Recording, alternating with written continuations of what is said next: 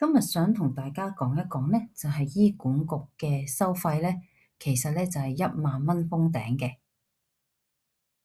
咁你可以睇到啦，呢個就係醫管局全年嘅收費上行對比表。咁咧，其實呢度有分四個部分啦。咁其實咧，頭兩個部分即係普通病同埋慢性病嘅時候咧，普通病同埋呢個小手術嘅時候咧，其實都唔觸發到1萬蚊嘅門檻嘅。咁去到嚴重長期住院或者係重症嘅時候，需要住院嘅日數比較多啦，或者係多次住院啊，專科門診就會觸發到1萬蚊噶啦。咁咧中間咧，其實咧就係1萬蚊之後咧，其實就唔需要俾錢或者係撥去下一年噶啦。好啦，我哋咧會以個案去睇翻呢件事嘅。首先咧，我哋就睇個案一，阿陳伯有糖尿病、高血壓啦。咁佢每月咧要睇專科門診攞4星期藥。咁專科門診咧就250蚊一次醫生嘅，咁就要食5隻藥啦。咁啊，因為咧20蚊咧就攞4個禮拜藥，咁啊即係100蚊啦。咁每次咧就要俾350蚊啦。咁啊，如果佢一年係要睇12次，即係4200蚊啦。咁咧，阿陳伯咧就用咗4000蚊，但係未過1萬蚊嘅。咁所以咧，仲要佢係俾足錢㗎。所以呢個政策主要係保重病，而唔係普通科嘅覆診。好啦，第二個個案就係突然間有病做手術啦，要盲腸炎入院啦。咁呢啲都好常見啦，咁咧其實咧有啲咩問題發生咧，就係佢要住7日加手術。咁咧急症就400蚊啦，依家住院300蚊乘7日就2100蚊，OK，加埋總共就係2500蚊。咁啊，雖然手術好大件事啦，但係住院費都係2500蚊啫。咁啊，因為其實張小姐咧都冇咩大病，都唔會過1萬蚊嘅，所以咧大家就唔使擔心一做手術就會破產啊。咁咧，但係依家咧公院住院費咧就已經係300蚊噶啦，已經唔係以前100蚊咁平噶啦吓。好啦，第三個咧就係癌症中風康復。咁啊，當你有癌症化療或者係多次住院覆診嘅時候咧，嗱就比較複雜啦，因為成日進出醫院嘛，一個月嘅住院起碼20日啦，咁就6000蚊，因為300蚊一日啊嘛，係嘛？3個月嘅專科門診加標準嘅藥物啦，標準藥物記住下，咁就1500蚊吓。專科門診係2500蚊一次，唔係專科門診咧就係250蚊一次嘅吓。咁啊5個月之後咧就再住院10日就3000蚊啦吓，因為300蚊一次啊嘛，300蚊乘10日啦。咁啊，總共去到5月嘅時候咧，佢已經係俾咗10500蚊噶啦。咁黃生咧就5月嘅時候已經過咗1萬蚊，只要佢去申請個醫療豁免咧，6月至到12月咧，佢都唔需要再俾錢噶啦，不論去住多幾多次院啦，睇幾多次醫生啦，攞幾多次標準嘅藥物。嗱，記住係標準嘅藥物喎吓，通通都係免費嘅。好啦，記住一樣嘢就係自費項目咧係唔計嘅，即係話如果黃生要買一啲非標準自費藥物，即係唔係藥物名冊入邊啦吓，咁就或者係要自費買支架，即係我哋可能係做一啲心臟搭橋手術吓，或者係心臟要揾支架去撐開嗰條塞咗嘅血管嘅時候咧，嗰啲係唔包嘅吓。咁啊，多咗嘅錢點計咧？咁啊，黃生一次過就俾12000蚊，咁啊多咗2000蚊，咪撥入下一年咯吓，2027年啊嘅100萬蚊門檻咯。咁啊記得啦，就夠咗1萬蚊之後咧，唔係變零嘅，一定要去 HA 高申請。我陣間咧會教大家點樣申請嘅吓。好啦，要記住一樣嘢吓，醫管局嘅自費項目係唔計入封頂嘅清單，例如非標準嘅藥物啦，譬如標靶藥啦吓，咁啊未納入醫管局嘅藥物名冊入邊嘅藥啦吓，通常呢啲都比較貴嘅吓。咁啊非基本嘅藥物啦，譬如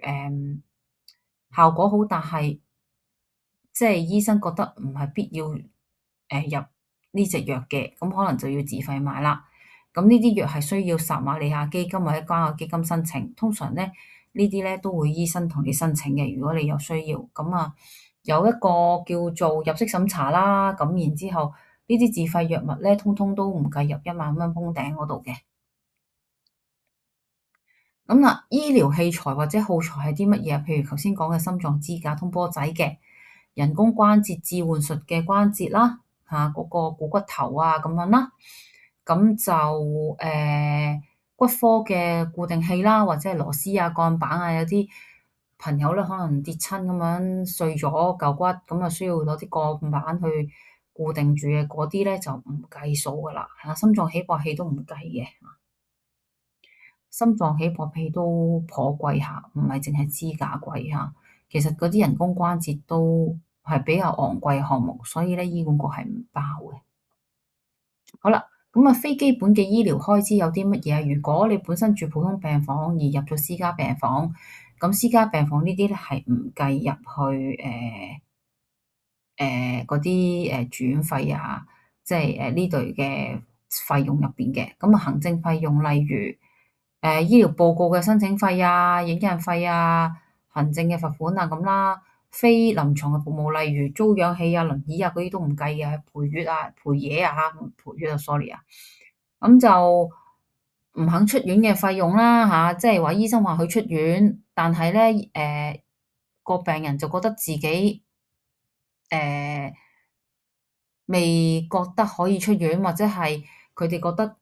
醫院有醫生姑娘睇會安心啲，屋企人覺得咁啊繼續想住院嘅，咁呢啲咧就係唔計噶啦嚇。咁呢啲咧記住啦，依家咧就醫管局咧會將呢啲咧係按私家嘅收費嘅。好啦，我哋又睇咯喎嚇，睇下大家明唔明先。如果有個哥哥叫阿明，咁做個通波仔要俾6萬蚊喎，其中5萬5蚊係支架費，咁啊5000蚊係住院費。你覺得佢過咗1萬蚊封頂，出年係咪可以免費呢？俾3秒嚟大家下，3、2、1，其實係唔係嘅？No，OK，因為咧其實咧5萬5蚊已經去咗做支架費㗎啦。佢實質咧可以做豁免嘅咧係唔夠嘅，即係話其實佢得5000蚊嘅住院費，未夠1萬蚊封頂，所以其實咧佢出年係唔可以做免費嘅。頭先講咗啦，通波仔嘅支架係要不納入呢個1萬蚊封頂嘅入邊嘅，OK 嚇。好啦，嗱、呢個先生咧就喺內科覆診嘅嚇，咁咧佢咧就已經俾咗250蚊嘅專科門診嘅費用㗎啦。咁之後咧呢個先生咧就要攞9隻藥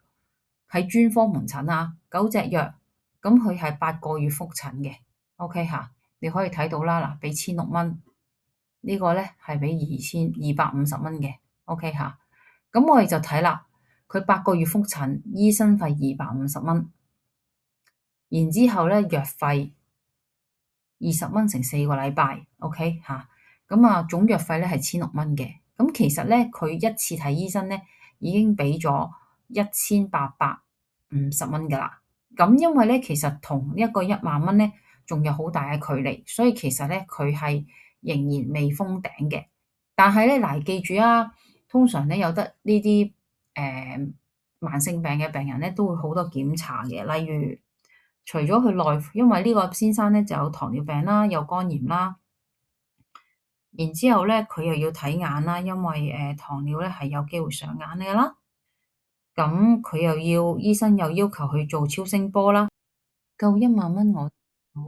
申請 HA 高嘅醫療盤面。首先入咗 HA 高個網站，見到左邊有個繳費服務。之後入咗去到右邊有個版面，然之後撳3點嘅地方，然之後就會見到醫療費用援助一站通，咁之後就會見到一大紮資訊啦。咁首先就睇返資訊欄左邊最底嗰度，咁啊睇下點樣去申請，揾社工申請，然之後申請咗之後就可以喺上邊你醫療費用減免進度同埋狀況嗰度睇到自己嘅情況。希望大家唔使用過1萬蚊啦，健康最重要。如果鍾意小 A 嘅，希望你 like subscribe 我哋頻道啦，拜拜。